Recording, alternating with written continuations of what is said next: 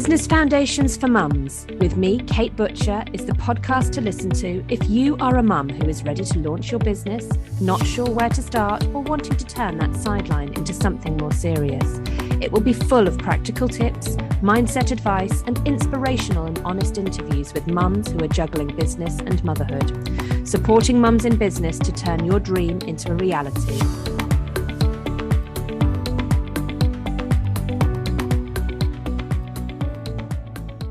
Hello, and welcome to today's episode of Business Foundations for Mums.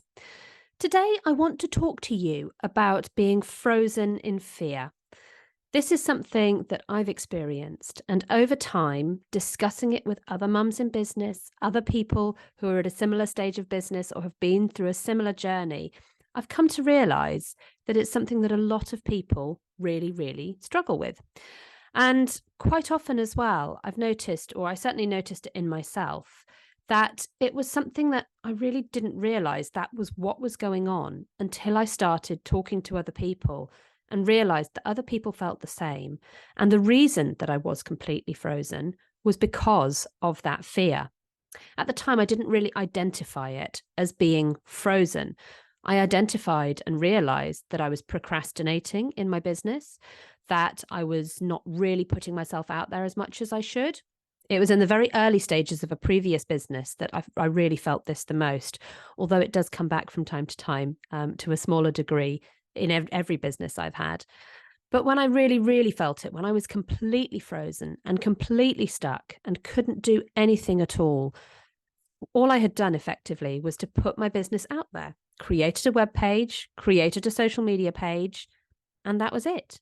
Wondered when the clients were going to start coming. I would procrastinate over marketing. I would procrastinate over reaching out and trying to find customers. I would procrastinate over anything to do with my business. I would put everything else first. And in my mind, I was justifying it that if I could get all of the housework out of the way, then I could commit the rest of the day to working on my business. But as busy mums, I think we all know that the work is never done when it comes to the housework and the childcare, especially in that stage that I was when I still had one child at home who wasn't at nursery yet. And I think any other mum in a similar position would agree. There is always more to do. You can spend all day looking after the children, doing the housework, keeping on top of everything, and you will never get to the end of it so that you can then start on your business. So I was putting my business to the bottom of the pile. I was leaving it till last. I was trying really hard to push through everything else and do everything else so that I could leave lots of time at the end of every day for my business. But that time never came. And that went on for several months. As I say, I put the website out there and I just wondered why nobody came to me. I checked my emails a couple of times a day. I popped something out on social media now and again. I put a blog post out here and there. But that was the extent of it. I really wasn't going out and doing any proper marketing, any proper engagement, very much networking at all. I just sat there and I was frozen in fear. And it was only when I came across a social media post that talked about being frozen in fear. And it was a marketing campaign. And I looked at the details and thought, oh my gosh, this is me. I'm frozen in fear. But I had no idea what it was that I was fearful of. I felt completely alone. I didn't realize that there were other people out there going through the same struggle as me and feeling the same as me. I felt completely stuck. I didn't know how to get where I wanted to get in my business. I didn't know how to move my business on. I didn't have the right business understanding and knowledge in how to get in front of my clients, how to get people to notice me. And I didn't know what to do next. I was so overwhelmed by all of the possibilities and the potentials and the things that I could do, and I didn't know which one to go for. And I felt so totally overwhelmed by how much I needed to learn, how much I didn't know, and I just froze and did nothing. Once I started engaging in other business groups, specifically groups for mums in business and women in business, I actually realized that it's really common. Lots and lots of other people were also feeling a similar way to me, were experiencing something similar or had experienced something similar. And I also came to realize and have come to realize over time, working with lots of mums in business, that it's something that a lot of mums in business particularly struggle with when they're returning to work after a period of being off for maternity or for childcare, when they decide to start a business, instead of returning to work, they get frozen in fear at that point. And one of the particular things that gets in our way is the imposter syndrome. It's really, really heavily linked to imposter syndrome. The imposter syndrome gets in the way, it blocks us, and it freezes us in that fear that we won't be good enough, that we aren't good enough, that we don't know what we're doing, that others around us know better than us, that everybody's going to be doing the same thing better than we can do it. All of those imposter syndrome fears and doubts that are so common in women, so common in mums, so common in people returning to the workplace or starting a business after having children. And that is a really significant time when that fear can absolutely freeze you and stop you dead in what you're doing. If you're so afraid and frozen that you're not taking any action, then you're not allowing yourself the opportunity to fail.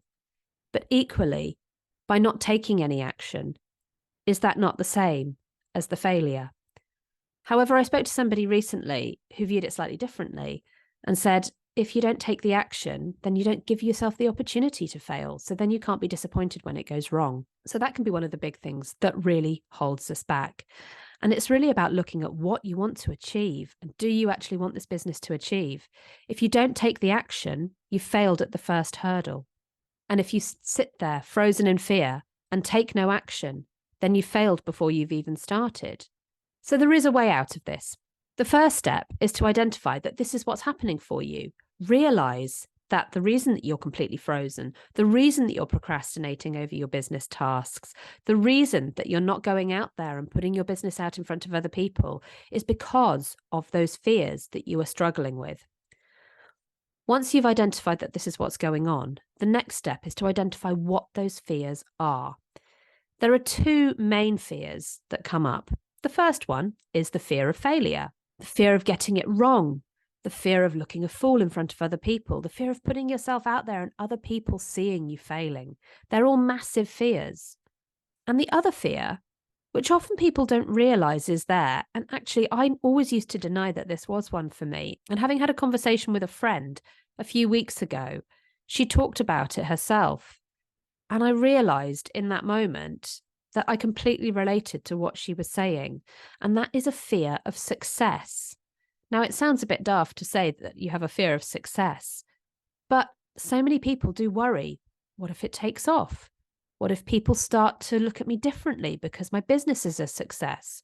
What if my friends and family don't want anything to do with me because they think that I've gone above my station? What if it takes off so much that I can't manage it and then it all falls down around me? What if it's becomes so successful that I don't have the time to spend with my family? And the whole reason I set up this business was to spend time with my family. So fear of success can be just as much of an issue, just as much of a worry, just as much of a fear, if not more in some cases, than the fear of failure. And then the third step, once you have identified what those fears are, you need to start working on them. You need to start doing some work around them, delving really deep, doing some journaling, getting some coaching around those fears, figuring out where those fears stem from and how you can start to eradicate those fears, remove them, push them down, push past them, whichever way works best for you. And finally, the fourth step is to feel the fear and do it anyway.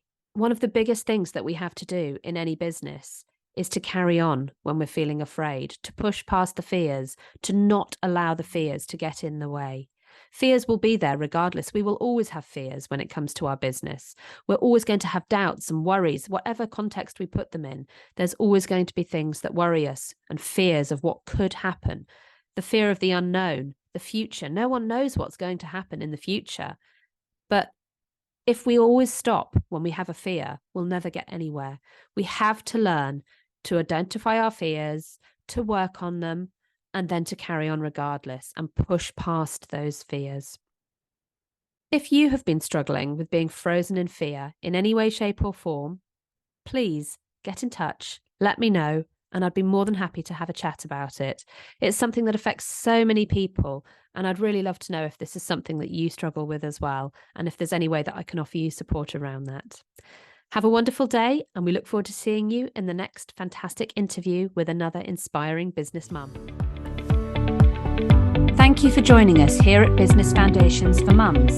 You can find all of our episodes, show notes and blog posts at businessfoundationsformums.co.uk, and you can follow us on Instagram or Facebook.